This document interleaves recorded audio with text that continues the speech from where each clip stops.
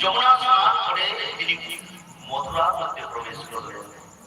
মথুরাতে প্রবেশ করলেন। মথুরাতে যখনই প্রবেশ করেছেন, প্রথমেই একজন রজক ছিলেন, প্রেম সে হল রাধে। এই রজকের কাজ কি না, বংশের যে বস্ত্র, বংশের বস্ত্রগুলিকে পরিষ্কার করতেন। সুন্দর যমুনাতে পরিষ্কার করে শুকনো করার জন্য দিয়েছেন। কৃষ্ণ বলরাম বলছেন, কাকাজি একটু রথ বন্ধ করো। রথ থেকে নেমে রজকের কাছে চলে গেলেন। আচ্ছা রজক, এই যে তোমাদের কাছে এত সুন্দর সুন্দর বস্ত্র আছে, আমাকে দিবে না? বস্ত্রগুলি একটু পড়তে দাও। বলেন, ভাই গোয়ালা ছেলে হয়ে আর রাজা পোশাক করার শখ হয়েছে, তাই না? গোয়ালা ছেলে।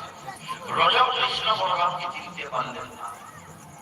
ভগবানকে সবাই চিনতে পারে না, গুণবান ব্যক্তিকে সবাই চিনতে পারে না, সৎ ব্যক্তিকে সবাই চিনতে পারে না।